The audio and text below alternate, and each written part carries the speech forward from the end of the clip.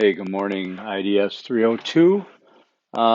Get the show on the road here. It's Friday, July 16th, and I am still in Milwaukee area for one more day, Brookfield, Wisconsin. And so starting on Sunday, we won't be having any more of the distracting green color as I'll be back in Phoenix tomorrow morning early. All right, so trying to keep this one simple. Um, So the discussion board identifying disciplines, which I think is due tonight. Um, that's where you're going to watch my film on Hal. Uh, and again, it's kind of like I've been asked, what's the point of this by one student? Thankfully, nobody else did. I'd be getting real weird about it. But what's the point of it is that I would like my students to be better consumers of knowledge, to be better critical thinkers, uh, to really step up their game intellectually. All are capable of doing it. And an exercise like this helps you to maybe increase your ability to see the world, see issues, see situations, phenomena, in a way that connects with your intellectual side, your academic side, when you need to analyze something for whatever reason. So, looking at this film of Hal, and I'm asking you to identify three disciplines that you see that you can identify in terms of this project of mine, this interdisciplinary capstone project from my grad school. So I, I think there's some good, if somebody wants to send me an essay about why this assignment sucks and they don't want to do it, maybe I'll listen to that too. Uh, so that is that one, and I have not peeked at any of the assessments so far. And let me see, 1, 2, 3, 4, 5, 6 people have done it. I think this one requires responses to your peers, so I'm not going to jump into that. And I only have one due date again, that's today. All right, so next up, there's a quiz. I moved, I didn't think I thought I had it right. I moved the discussion board due date to today, the quiz due date to tomorrow, and the paper due date on Sunday. Okay, adjust accordingly, but realize that the quiz, there are no late quizzes. Remember that. There could be late papers, there could be late discussions, there cannot be late quizzes. This particular quiz, again, is just 5 questions. I believe it's 5 multiple choice questions on ethics in research. Ethics in research. Well, where do you get the material on that? You go back to Module 1. There's an entire page devoted to called IRB Ethics Info. That's where you'll find the information, and it should be an easy, relative easy 25 points. What I'm trying to emphasize there, though, is that there are ethical questions involved when you do research. Now, this course used to have an entire unit based on ethics, and we talked and we discussed, we looked at projects that have been done in the past, from the Tuskegee Airmen to Native Americans Havasupai up northern Arizona, and how the research was abused. There was no ethics involved. I think the Havasupai one up in northern Arizona around the Grand Canyon, some of that was performed by ASU researcher. And I think what happened there was they gathered a lot of data, particular medical data, I guess you call it, of the Havasupai, and they agreed to that. But then what happened is a researcher decided to use that data in another way, whether it was researching diabetes or what have you, and they never gave permission for that. So being quite careful in research is very important. Again, I've talked about the parameters before. You've got to know going in what you're going to research and what your parameters are going to be. Okay, for this particular project, the parameters are, what are some of the opinions, perceptions, and experiences regarding your topic revealed in a survey of random adults? And the parameters there then suggest that you're going to survey, quantitative survey of random adults to gather the data about this particular topic. And you're not going to take that data and turn it around into something completely different. So again, we're doing the crawling stage of research as opposed to real intense research that's done with vulnerable groups, vulnerable topics, and there are those, okay? Easter egg number one then is be a critical thinker, okay? And that is, of course, does not mean to be criticizing things. It means critical to taking a keen look and sense about things, whether it's being more discerning or just more holistic or detailed or to identify certain things. I've had many discussions while I've been up here with my peers, my friends who I've known, some for almost 60 years, and believe it or not, since kindergarten. Most of my friends, though, are solid 40 to 55 years of hanging out together. So we know each other. We've been brought up together, and yet we've sort of scattered to the winds. I have at least. And many of them they do not share a lot of the uh, ideals, values, and political persuasion that I do, but they're still my friends, and they get a free pass. uh, well, we have discussions, and at a big card game last Saturday night, we had like 8 guys, all in their 50s and 60s, late 50s, early 60s, and uh, somebody asked me, "So, what do you think, Mike?" They call me Mike. I tell you this. Nobody calls me Mike unless they've known me for 45 to 50 years or they are related to me and live on the east side of the Mississippi. So I don't go by that. I haven't gone by that for 30 years.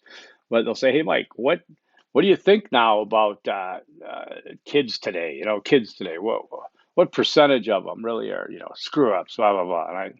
And I looked at our table of 8 guys, and I'd say 7/8 of them are screw ups, and I include myself in that list of screw ups. But that doesn't mean you can't rally and not be a screw up. But um, I said it's always the same 10%. It was since we were kids. It probably always is. Squeaky wheel gets the grease, and I have a lot of faith, and I really respect my students. And I held this up, and I said, guys, we would have never made it if we would have had these. Okay, we wouldn't have made it like they did.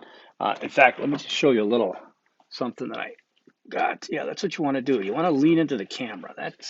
Makes for the that makes for a great scene. But I thought this was kind of funny, just to show you some evidence that I got from my sister when I visited her. My mom had some certain things saved up, but I'd just been telling her girls about this part of my life, and I wanted to show you guys. Um, okay, so this is a report card, Milwaukee Public Schools in November 5th, 1973.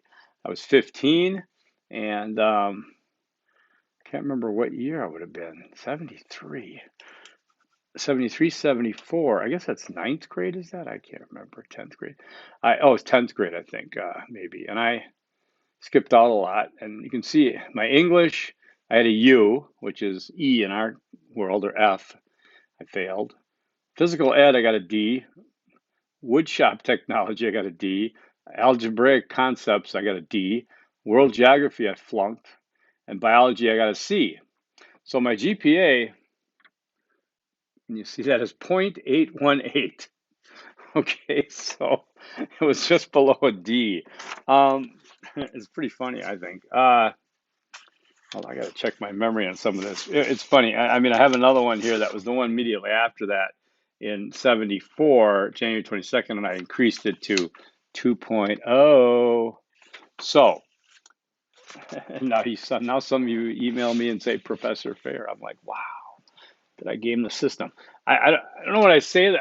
I tell you that except to say that we all evolve, we all grow, we all change. Okay, the longer we're around, we should keep evolving. We should be trying to be better today than we were yesterday.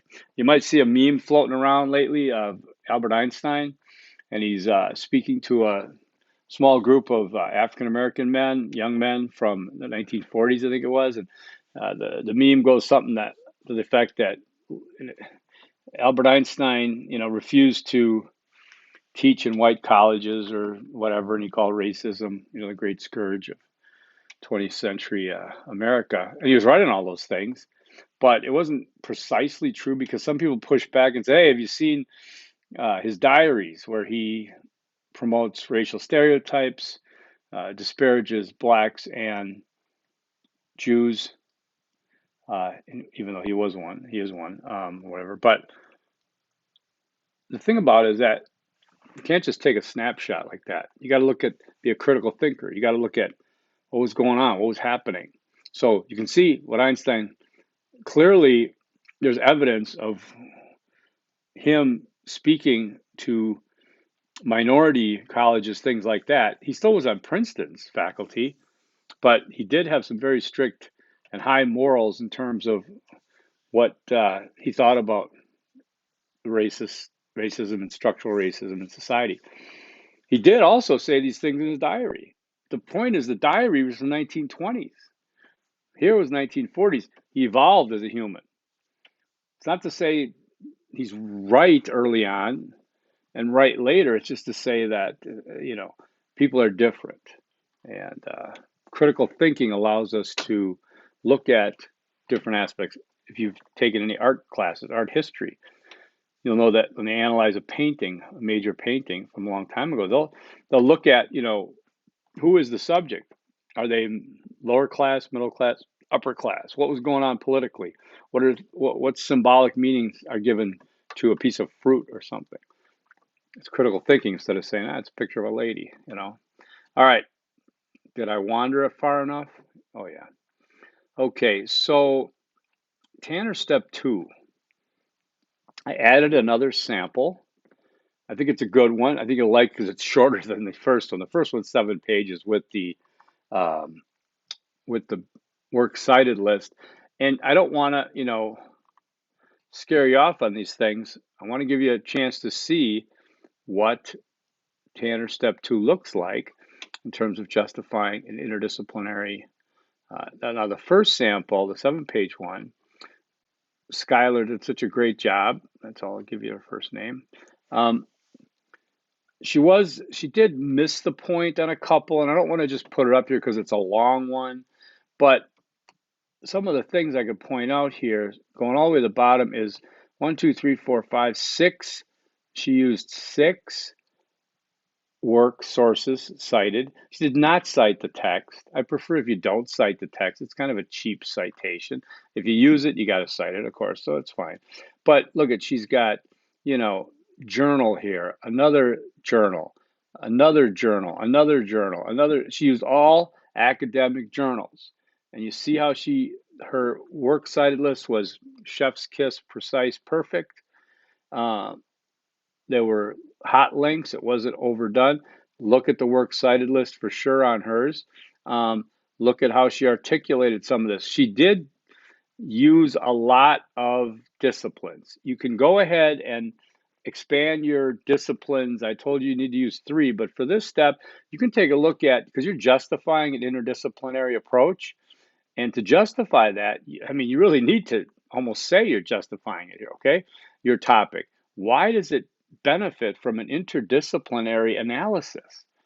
Not just a multidisciplinary analysis, but to take those different disciplines, describe why they fit, and then especially mention that state that integrating them is going to benefit this topic in resolving it or looking at it more deeply. So I expect the word integrate to be in here at least once, okay? So just know I'm going to do a control find and type in integrate. And if integrate's not in there, then I'm going to say you just did a multidisciplinary justification, okay? So you could even write multidisciplinary and that's not integrative and why that's not good enough. Whereas interdisciplinary is integrative and why that is enough. So that's a key component. You can look at how she went through a lot of statistics again. You don't have to get too deep into that. She just did a fabulous job on this, but she's going to be a professor someday. Um, I'm looking at, there were a couple, like I said, she did a lot of disciplines she talked about. You can do that. And then you can narrow it down to three. The three you're going to use. You can, at the end of your description of justify, you can articulate which three you're choosing and why, and that's fine. But don't just articulate it by saying, and this will be analyzed through business because I am taking business. Remember, you keep yourself out of it, right? Okay, so, all right, and then there's the assumptions of the study. You're just going to assume certain things, right? You can do that. And limitations. Okay, you can use these. All right, I'll just say limitations because it's very, add to it if you want. I challenge you, please. Um, and I'm not a fan of her making the excuse that it might go more to students than a large age range of random adults, but that's the gospel truth, I suppose. So that's a good one. The other sample that I have posted here is a good one that for some reason the preview opens up differently. It's about vegetarian and vegan diets, and I think she did a great job on this one as well. And you'll notice she did a bullet point thing. I think that's attractive to a lot of people. She only used three concentrations, the one she'll be using, three disciplines, and then she gets right into it. It's a bit on the brief side, I will tell you that, okay? It's hard for me to give full points. This might be a 90, just so you know, because she's got two and a quarter pages here. It's not a lot. It's concise, but what's so good about it also? I mean, she only used two sources. Note that they're both journals, okay, academic scholarly journals. As I mentioned, I want you to step up your game in terms of sources, okay? So this one's 85 to a 90, but it's solid, okay? So moving on then, on step two, let me close that. Can I close this thing? Where's the, boy, you do a preview on this and, all right, get me out of here. There we go. Now what am I looking at? Okay, step two. Again, I'm not giving you a rubric intentionally, and I'll go down with the ship on that one because a rubric just gives you a checklist and then you check them all off and hey, I'm getting an A. That's not right, okay? If anything, I would do a rubric and say if you check all these off, you'll at least get a C, 70%, because I don't want to set up a ceiling, okay? All right. Now, in terms of samples, remember the formatting is huge again. Formatting, okay? Why and why is, well, again, this is a L course, literacy. It has literacy component to it, which means literacy is about reading and writing, being able to read and write. Well, being able to read means be able to be comprehension, have reading comprehension, understand what you're reading, okay, to your level. It also means writing means to write appropriately for the venue that you're writing in. This one requires formatting. So Easter egg number 2 is don't give up on formatting. Okay, I sense it every now and then. Somebody's just like, I'm just going to throw down whatever I think works and I'm just not going to listen to much of this, right? But in fact, when I look, even I put this list in the step 2 upload page, Word doc only, okay? Your name must be on the paper. I prefer it in a heading and a header, the subheader, No cover page. Thank God nobody's been giving me one. No table of contents, no abstract. Times New Roman 12-point font. Do not change that font. At the end, if you have to, Times New Roman 12-point font. For your subheadings, if you want to increase it to 14, go ahead. But it needs to be Times New Roman. Make sure that you select the whole page and click on black, because many of you will see that I'm seeing 2 different color blacks. That means you copy and pasted something or something happened different, and so you need it uniformly to the same font color, okay? Make sure it's all double line spaced. That includes the works cited list. It's all double line spaced. Okay, no line gaps in between, paragraphs. You can do a line gap between sections. Paragraphs indented. Just hit tab once, indent it. All this is written down, by the way, here. No extra line space between paragraphs. Oh boy. Okay. Subsections must be in subheads. Bold is fine. Everybody's confused about that. You're fine. You know what I'm talking about. Okay, in-text citations must be in APA format. All in-text citations need to also appear in the works cited list. Works cited list must be alphabetized by last name. Works cited list needs to be in hanging paragraph format. Just look at the first sample to see what that looks like. Works cited list, and you should know how to do that. If you don't, you just highlight your entry, you right click it, it'll say paragraph will be one of your choices. You get a drop down menu, and it'll show hanging paragraph. The works cited list must be double line spaced. There should be no extra line spaces between entries. And all entries in the works cited list need to appear in the paper body and all, like I said, the in-text, the same way, by the way. Don't use John Smith down here, and then up there you use Wesson because that was another author. It just, well, so make sure they match, all right? I think the biggest problem people have is just being consistent, especially in-text citations. Again, I'm going to explain this really clear. In-text citations, you know, the ones in the parentheses, they don't come after the period, because when you put them after the period, you're starting the next sentence with them. And I will say in your comments, citations don't start sentences, because you just told me that you're starting the next sentence with a in-text citation. In-text citation comes between the close quote marks and the punctuation. That's where it goes, okay? And then it's only last name, comma, year, close quotes. If you have page number, you put that in there too. But that's it. You don't put first initials. You do not put the word and. If there's more than one, if there's two authors, you do, you know, Smith, ampersand, Jones, okay? So just try to remember that. And that's it for now. I'm not going to go into anything else. Keep contacting me with questions, pushback, whatever you want to do. Easter egg number 3 then is be discerning. Be discerning. And if you spell discerning wrong, I'm going to only give you 4 points. That's fair, right? One of my other classes, yeah, I had people not spelling citation wrong. They spell it with an S. In text should be a hyphenated word. Be discerning. Spell discerning correctly for 5 points. Spell it incorrectly for 4 points. Okay. All right.